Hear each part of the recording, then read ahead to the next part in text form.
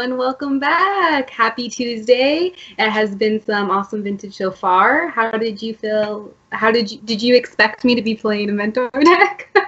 I had a feeling. Yeah, you picked up right where you left off, Rachel. I couldn't stop. Nicely done. No, that was some adroit play on your part. It was a brutal match for me, but it was still a lot of fun. The most frustrating part about the match, which you probably couldn't see, was that in game one I drew almost every mana source in my deck. I may have actually drawn every mana source in my deck. You did have a lot of lands by the end. Yeah, and I think every Mox and Lotus too. I had maybe there was one Mox floating around in my deck list somewhere. And that's after, so we had like almost completely asymmetric hands. You had like a almost no land opener, and then I was totally flooded. And after fetching, I was like, okay, like the mana in my deck is quite small. And then I kept drawing Moxen and more land. I was like, oh God, not more. But the second game was actually really amazing. Yeah. It's really hard to beat, especially without Mentor unrestricted. It's really hard to beat a library. And you had that. I needed a fast start, which I got, but it wasn't quite fast enough. It was so close though, because it was an insanely close game. Because I mean, I ended up at like 5, and without the mentor, I probably would have just died anyways to the tokens.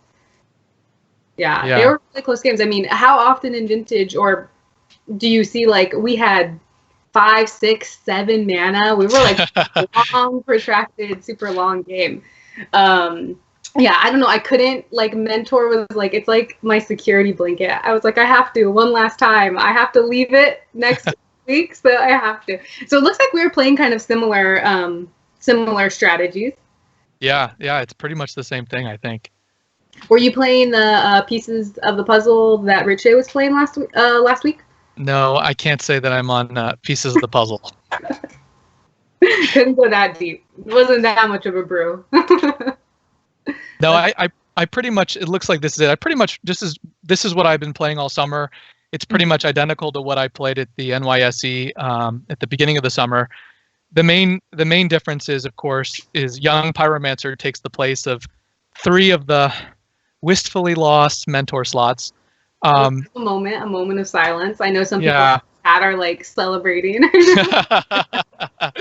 Yeah, I know how you feel about that. But the other adjustment I had to make was because of the rise of Delver in the aftermath of the restriction, I had to add another basic to the main deck. Mm-hmm. In the last game, I suppose there was a slight possibility I could have drawn a balance out, but with Jace, I was like, it doesn't even matter anymore. It's like even if I drew a balance, and I was looking through your graveyard in your exile pile, and it seemed like you played a lot of forces, but in fact in game 2 you'd only used 1 force the whole time. So I was. I play a lot of. My deck is actually. I'm very, very, very light on win conditions. Like I run 1 mentor, the snaps, and Jaces. Those are my only win conditions. So. Yeah. Well, like, you had it. Or died. I guess it's the plan. Here's your deck. So it looks like you've got 1 Remora main deck, Mystic Remora, and 3 Snapcaster, and a pair of Jace the Mind Sculptor, a pair of Dak Faden, and Monastery Mentor. So it's not terribly far off. The main difference is I run a trio of Jace Bryn's Prodigy. Yes, you did. I noticed you had that. And the 3 Pyromancers. I can't tell exactly how much mana you have, but it looks very similar. Similar, yeah. The basics, actually, the first match, the basics were hurting me. I was like, never again am I running a deck with basics. I'm going back to Sylvan. I'm playing all duels all day. But yeah, and then it was kind of you strip mined me in the first game, and then of course I'm just like, oh my god, like I have like 2 Jace the Mind Sculptors, which I'm also like starting to get a little bit nervous because I'm like, dang, like all my win conditions are here and I'm starting to have to discard them. What's gonna happen? And then I drew the library, so I was kind of like, hey, I guess it worked out because he can't strip my library. I've already used it.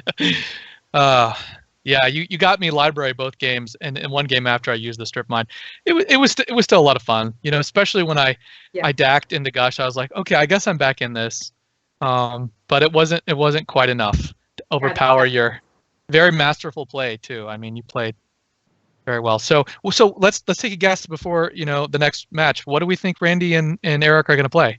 I don't know. Someone said something like on Twitter about Tarbelcher, and suddenly I was like, I guess I thought going into it that he was just going to play Outcome. So I was like, okay, I think he's just going to play Outcome. But then he said he was going to play something super spicy. So I have no idea. I don't know. Do you? Randy. So Randy has shown a penchant for playing the Landstill deck.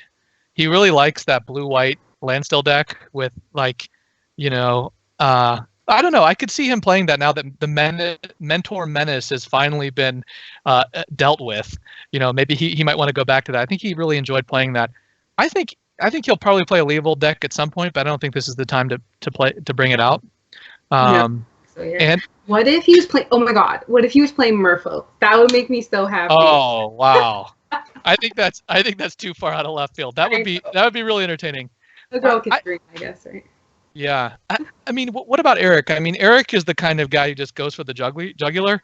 So I think he's probably going to play the Delver Pyromancer deck. That's my guess. Okay.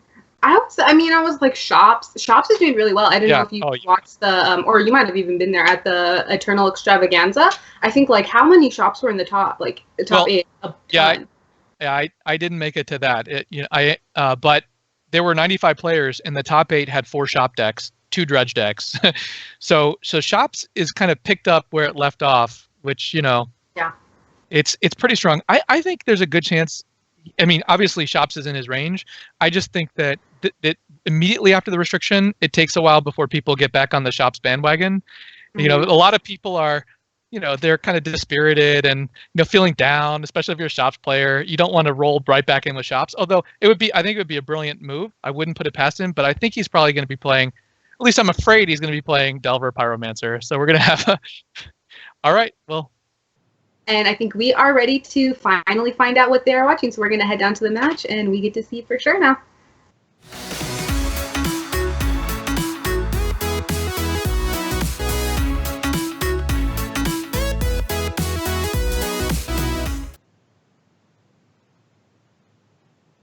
All right, and the moment of truth is here, and wow, we were wrong.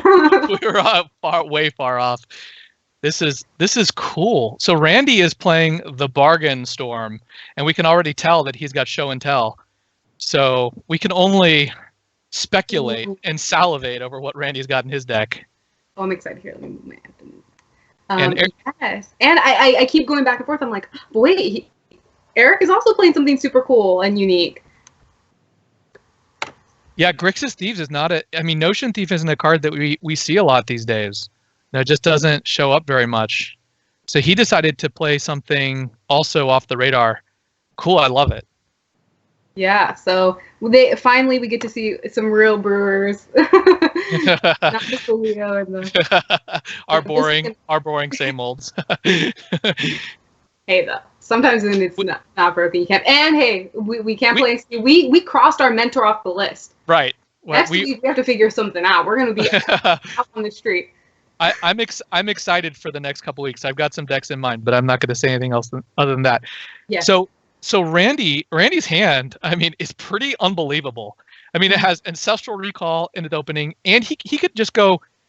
This is interesting. He could go Dark Ritual, Demonic Tutor for Sapphire or something like that, and then play Defense Grid.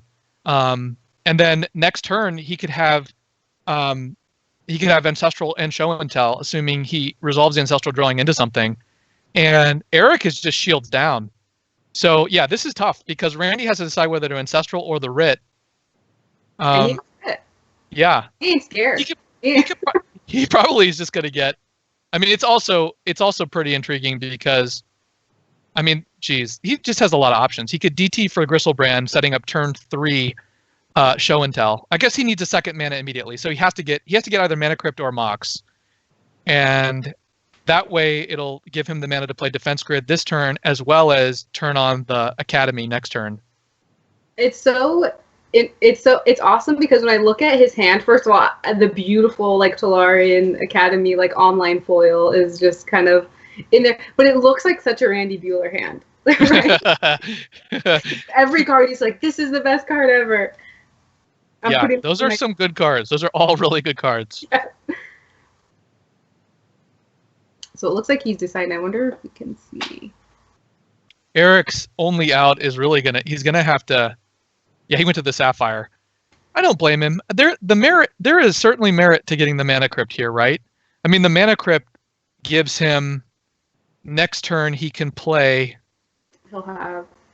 Well, with the Mana Crypt, yeah, he'll have 1 extra mana, but I guess the problem is that he wants to be able to play both Ancestral and Show and Tell, and potentially another. So I guess the Sapphire over Mana Crypt makes sense. I mean, it's 6 of one, half dozen of the other. Yeah. Now, what did Eric brainstorm into? His Tezzeret? Wait, Treasure Cruise. Okay. Jace and another mana and the Mana Drain. So he can ponder. He needs to shuffle and then ponder, and he needs to draw something to allow him to kind of dig out of this hole. Mm-hmm. Yikes. Defense Grid is such a beating, man. That card is... That card's kind of like the glue that holds some of these decks together. It's really powerful. It's frustrating when you're playing a Defense Grid deck, though, in this paradoxical world that we live in, where your opponent just goes Mox, Opal, and they're suddenly completely playing around the Defense Grid. But wow, what a draw for Randy. Oh, and it just gets better. Coming up Millhouse. If he draws a couple more spells here, oh, well, okay, he's got Bargain. This is game over. He can play the Bargain now because the Academy taps for 2, the Lotus gives you 3, and the Sea gives you 1. So or he can just Show and Tell and Bargain. But if Randy shows and tells Bargain, he's going to be running into Notion Thief, which he doesn't know about. Right. So, wow. And I mean, Eric's deck hasn't shown him anything that really is making it seem like it's a Notion Thief or just a deck. Randy, right now it's looking Randy, like don't Show and Tell, Randy. Don't Show and Tell. Don't do it. Oh, I'm excited. I'm excited to see what happens. And I'm excited that someone's playing the Bargain deck. I think that was something that I was really looking forward to. Hopefully somebody doing. Well, the Academy taps for 3. I said 2 earlier. So he'll still have 1 mana left over after if he hard casts Bargain. But if he plays Show and Tell, well, he's going to have to win this turn. So okay, good. He hard cast Bargain. Didn't Show and Tell. Sick read. No, not really. Now we don't know Randy's deck, so we don't know. We're gonna find out. Yeah, but we don't. We are gonna find out. But what I was about to say is we don't know exactly like if he's running, like Mox Opal, Chrome Mox, like the full package. It looks like he probably is because he's got Paradoxical Outcome as well. Yeah, I was gonna say just on Paradoxical Outcome, which inclines to believe he has that kind of package.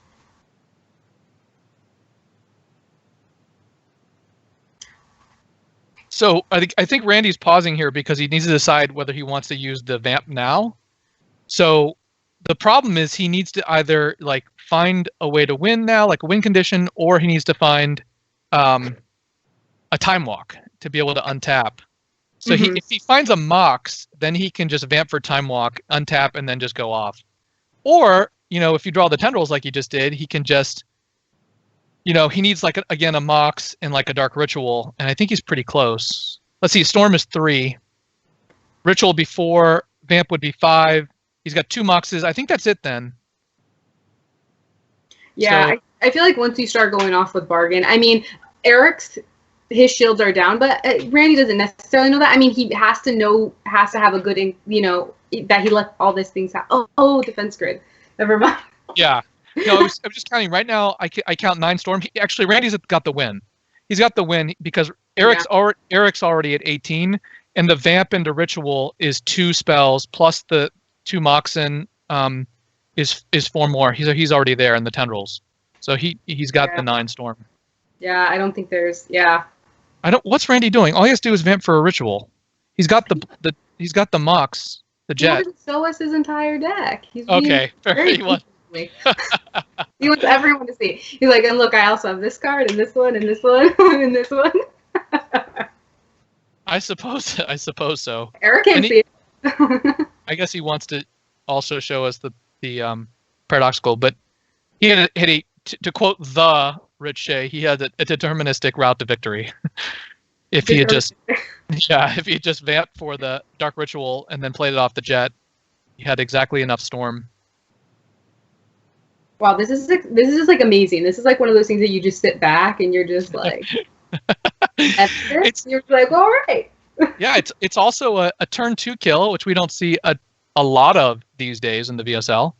So look at us. We're the good people. Okay, we had we're the good games. We were just playing forever. You know, more magic, right? It's better. Yeah.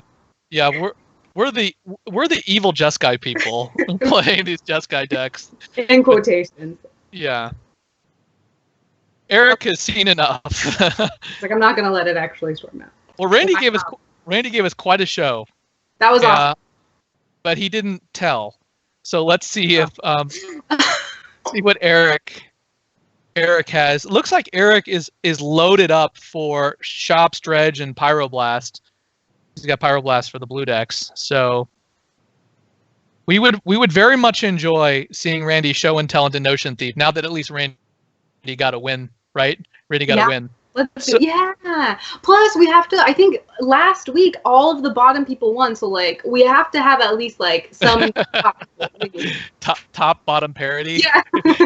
That's what I said. Okay, I want to be on the bottom half of the screen.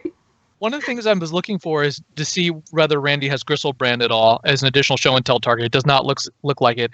It looks like he's got 4 Yawgmoth bargains, but they look like they're different versions. But so I can't tell for sure. And a pair of show and tell. Yeah, a pair of show and tell. And he's also got, looks like Tinker in the sideboard. Thoughtseize, or the new Thoughtseize art. Randy's. This league is so brutal on art. Well, so I just refuse to criticize anyone for that. I'm just like, I'm not going to get involved. Well, mine, I saved it on a different computer. When I loaded it up on my new Moto, it just automatically had like all of the new cards, like whatever. I know. I try and go in there and fix it because it's just, it's automatic. But, I'm sure I missed something, and I'm sure someone's going to criticize some bad art I've selected. I don't know, the Lorwyn Thoughtseize. How could anyone choose this one over it? Not that this one's bad, it's just the Lorwyn's so good. All right, so time to see if Eric being on the play helps him any in this situation. Although that was a pretty busted start from Randy. We have to remember that. Yes.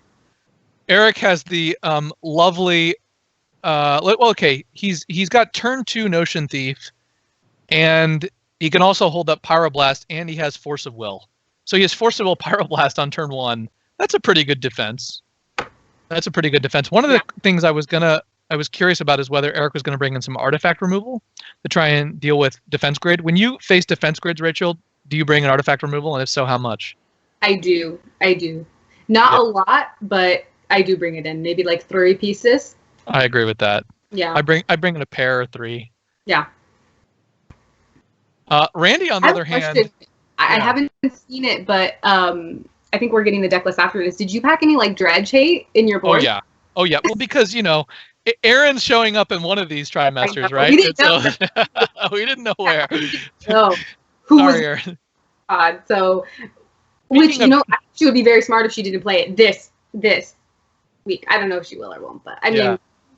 People probably said the same thing about me. You don't play Mentor, but yes. Randy needs to draw a land here. Otherwise, he's going to be he's going to get his Brainstone Pyroblasted. And I guess if he draws a land, he might have a chance of he can turn to defense grid.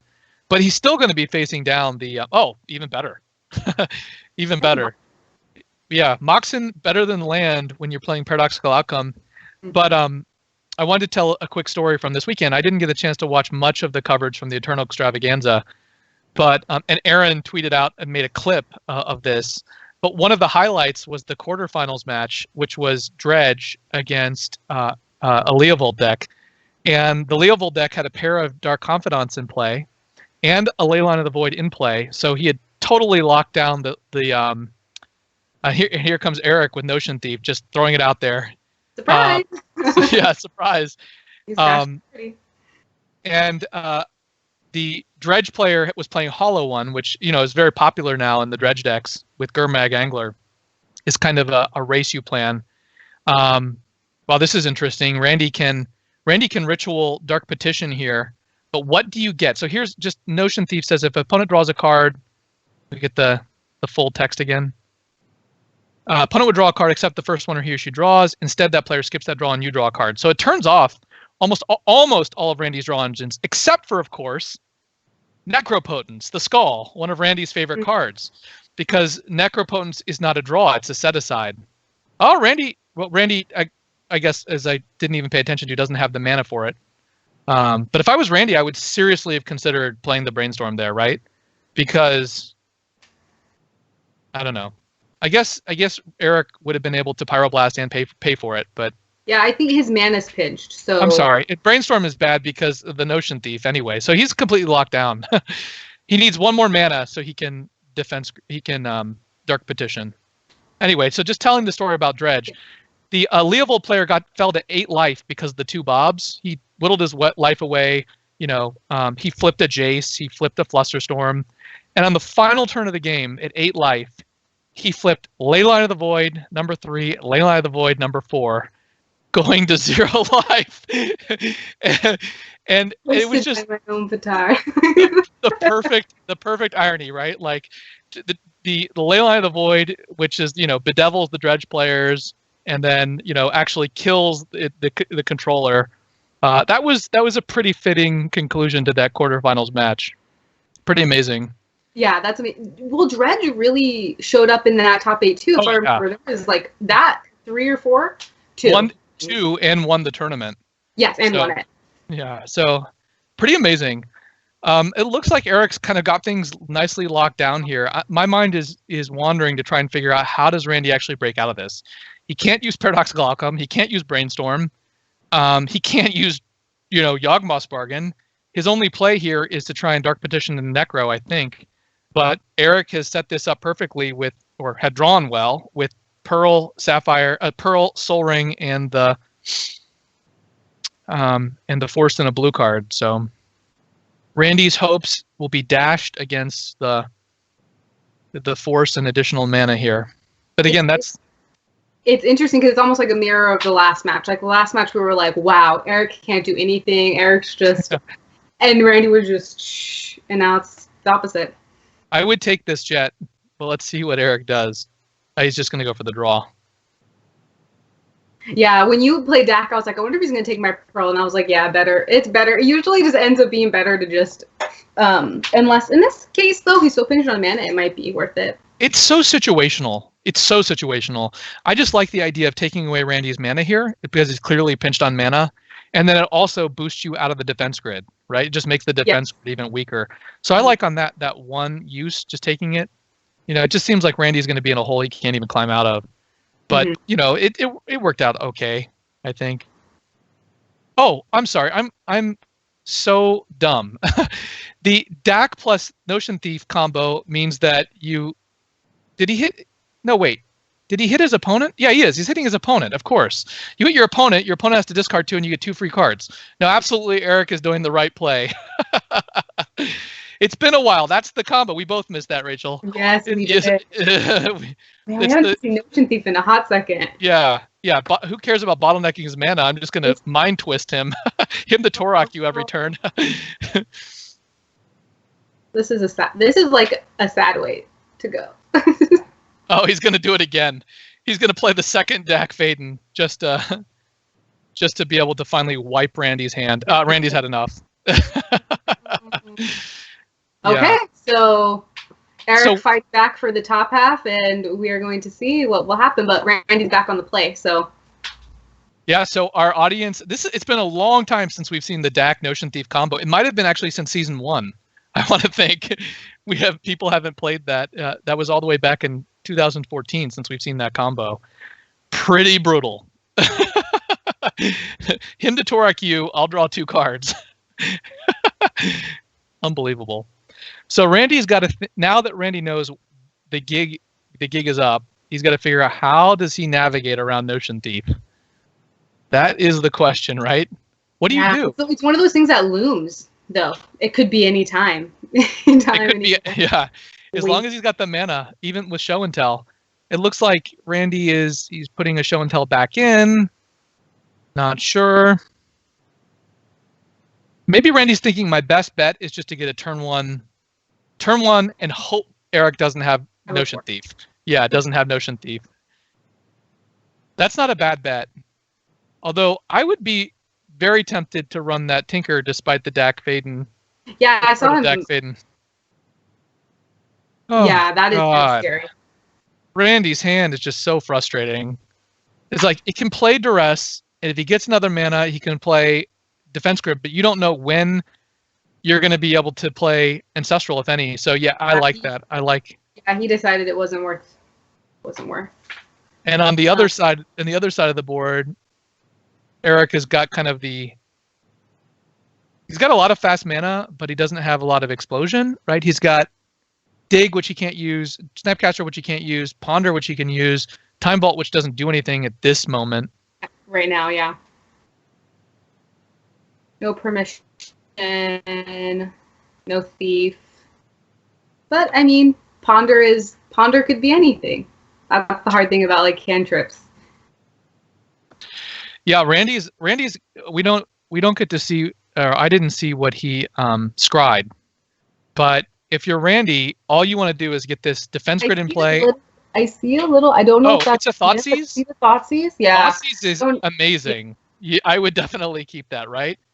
So I think so. Because it allows you to. It lets you know too. It lets you take something obviously, but it lets you know if the coast is clear, what he has. The knowledge is so insane. I think the specific reason I like Thoughtseize is because it's one of the few cards that can nab a Notion Thief. Yes. So, it looks like he bottomed it. I would have kept it. I would have just played. I probably would have kept it. If I'd kept it, I would have put the Defense Grid. I would have played Defense Grid like here, and then played Thoughtseize protected by Defense Grid next turn. And then all you need is really like a mana or two, and you can writ bargain. So. Yeah, I guess the idea behind it is he just put it back because he's gonna turn to bargain. So you have a time to cast it in between then.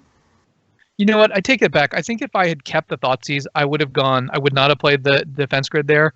I would have played just land, turn 2 Thoughtseize, turn 3 Defense Grid, and then tried to win on turn 4. But Randy doesn't seem to think that's fast enough, and he may very well be right. Problem is here, Randy needs like a Ritual or a Mana Crypt or a Mana Vault in order to go off. Fast mana. Chain of Vapor does not do it. Man, I have like flashbacks of that card because in Legacy that card is. I always think of the Storm players, though. I'm not a Storm player myself, so I think of the Storm players as like these men in like suits, like in a big chair, like with a pipe, just thinking about. And I'm like, they probably things that a monocle and a top hat. Yeah. Yes, with the book just open, like, Charles, please tap that mana for me, and we are going to be playing. Yet there is kind of a defined breed of Legacy Storm player that you don't really see in Vintage as much. It's because Vintage has marginalized the Storm player. It's just all kind of a mishmash. Like the Storm player sometimes will win with Mentor Now, and sometimes with, It's not with Legacy. There's a very like, this is how you play it if you play the optimized list, and this is how it works, and this is how it goes. And then you also have certain players that are really, really well known for it. Yeah, they've built a reputation around it. So it looks like Eric just wants to continue to take turns. Not your turn, my turn. Yeah. I mean, against a Storm player, it's better just never let them have a turn. Just. I agree with that. I think that's a universally applicable rule of thumb. True. It doesn't have to only be a Storm player, just pretty much anyone. Wow. He's got the all three of the the best cantrips, right? The Ponder, Preordain, Brainstorm, all 3 of them. And he's got the, I thought there was a fetch land in there, but it seems to have disappeared. Ooh. Oh, he's got, yeah, I was going to say, okay, there you go. Tinker for the key. Oh, that's game. So he took your advice, Rachel. Yeah, I swear. See, I had good advice. He said, no more turns for you, literally, for real, for serious. Randy couldn't even disrupt that with his Chain of Vapor because his own defense grid prevents him from playing Chain. So, ouch. Yeah. Hoisted by my own petard again. See? All right. Well, good luck to you against Eric. We'll get to see more Grixis Thieves in action against the what should we call it? Jeskai Mentor? Against your Jeskai Mentor? I think what did Rich was playing is similar, and he called it Blue Deck Wins. So. Oh, really? Okay. We'll call it, some people call it the Blue Stew with all the restricted. But... I like it. I'll go with it. Good luck to you. Thank you so much.